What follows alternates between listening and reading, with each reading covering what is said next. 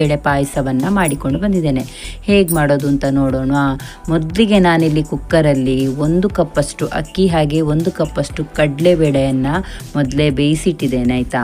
ಇದನ್ನು ಹೇಗೆ ಬೇಯಿಸೋದು ಅಂತ ಹೇಳ್ತೇನೆ. 1 ಕಪ್ಪು ಅಕ್ಕಿ ಹಾಗೆ ದಪ್ಪ ಅಕ್ಕಿ ತಗೊಳ್ಳೋದು, ಏನು ಸೋನಾ ಮಸೂರಿ ಆಗಬೇಕು ಅಂತಿಲ್ಲ. ಹಾಗೆ 1 ಕಪ್ಪಷ್ಟು ಕಡಲೆಬೇಳೆಯನ್ನು ತಕ್ಕೊಂಡು ಅದಕ್ಕೊಂದು 3 ಪಟ್ಟಷ್ಟು ನೀರು, ಅಂದರೆ ಒಂದೊಂದು ಕಪ್ಪಿಗೆ 3 ಗ್ಲಾಸಷ್ಟು ನೀರನ್ನು ಹಾಕ್ಕೊಳ್ಬೋದು. ಜಾಸ್ತಿ ಆದರೆ ಏನು ಇದರಲ್ಲಿ ಇದಾಗೋದಿಲ್ಲ, ಚೆನ್ನಾಗಿ ಬೇಯಬೇಕಲ್ಲ.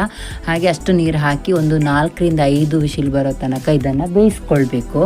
ಅದು ಬೆಂದಾದಮೇಲೆ ನೋಡಿ, ಸೀಟಿ ಬಂದು ತೆಗೆದ ನಂತರ ನಾನಿಲ್ಲಿ ಒಂದು 400 ಗ್ರಾಮಷ್ಟು ಬೆಲ್ಲವನ್ನು ಹಾಕ್ಕೊಂಡಿದ್ದೇನೆ. ಇದು ಸ್ವಲ್ಪ ಸಪ್ಪೆ ಅಂತ ಇತ್ತು ಅಷ್ಟೇ. ನಿಮಗೆ ತುಂಬ ಸಿಹಿ ಬೇಕಂದರೆ ನೀವು ಒಂದು ಅರ್ಧ kg ಬೆಲ್ಲವನ್ನು ಹಾಕ್ಕೊಳ್ಬೋದು. ಇದು 400 ಗ್ರಾಮು ನಾನು ಹಾಕಿರೋದು, ಅಂದರೆ ಅರ್ಧ kgಗಿಂತ ಸ್ವಲ್ಪ ಕಡಿಮೆ. ಈಗ ಒಂದು ಇಡೀ ಕಾಯಿಯನ್ನು ನಾನು ಸ್ವಲ್ಪ ರುಬ್ಬಿಟ್ಕೊಂಡಿದ್ದೆ ಕಾಯಿ ಹಾಲು ತೆಗಿಲಿಕ್ಕೆ. ಅದರಲ್ಲಿ ನಾವು ಇದನ್ನು 2ನೇ ಹಾಲನ್ನು ನಾನಿಲ್ಲಿ ಹಾಕಿರೋದು. ಮೊದಲಿನ ಹಾಲನ್ನು ನಾವು ಹಾಕಬಾರ್ದು, ತೆಗೆದಿಟ್ಕೊಳ್ಬೇಕು ಲಾಸ್ಟಿಗೆ ಸೇರಿಸಲಿಕ್ಕೆ. ಇದು ನಾನು 2ನೇ ಹಾಲು, ಅಂದರೆ 2 ಸತಿ ನಾವು ರುಬ್ಬಿದ್ದಲ್ಲ. ಒಂದು ಸತಿ ರುಬ್ಬಿದ ನಂತರ ನಾವು ವಾಪಸ್ ಅದರ ಹಾಲನ್ನು ಹಿಂಡಿದ ಮೇಲೆ ವಾಪಸ್ ಅದಕ್ಕೆ ನೀರು ಹಾಕಿ ರುಬ್ಬಿದ ಹಾಲನ್ನು ಈಗ ಸೇರಿಸ್ಕೊಂಡದ್ದು ನಾನು. ಮೊದಲಿಗೆ 2ನೇ ಹಾಲನ್ನು ಸೇರಿಸ್ಕೊಂಡಾದ ನಂತರ ಒಂದು ಅರ್ಧ ಚಮಚದಷ್ಟು ಏಲಕ್ಕಿ ಪುಡಿ ಹಾಗೆ ಒಂದು 10 ರಿಂದ 20 ಗೋಡಂಬಿಯನ್ನು ಇಲ್ಲಿ ಸೇರಿಸ್ಕೊಂಡಿದ್ದೇನೆ. ಗೋಡಂಬಿಯನ್ನು ನೀವು ತುಪ್ಪದಲ್ಲಿ ಫ್ರೈ ಮಾಡಿ ಕೂಡ ಹಾಕ್ಕೊಳ್ಬೋದು, ಅದು ಟೇಸ್ಟ್ ಚೆನ್ನಾಗಿರ್ತದೆ ಕ್ರಿಸ್ಪಿಯಾಗಿ. ನಾನಿಲ್ಲಿ ಹಾಗೇ ಹಾಕಿದ್ದು, ಅದು ಸಾಫ್ಟಾಗಿ ಸಿಗ್ತದೆ ಈ ರೀತಿ ಹಾಕಿದರೆ.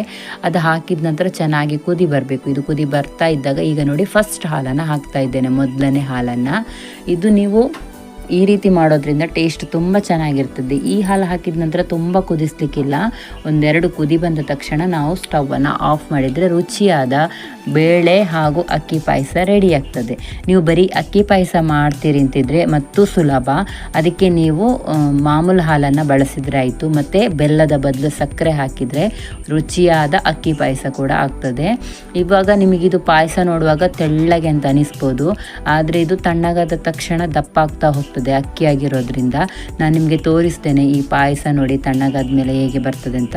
ಹಾಗೆ ಯಾರಾದರೂ ಫಸ್ಟ್ ಟೈಮ್ ನನ್ನ ವಿಡಿಯೋ ನೋಡ್ತಾ ಇದ್ದರೆ ಪ್ಲೀಸ್ ಲೈಕ್ ಮಾಡಿ, ಶೇರ್ ಮಾಡಿ, ಹಾಗೆ ಕಮೆಂಟ್ ಕೂಡ ಮಾಡಿ.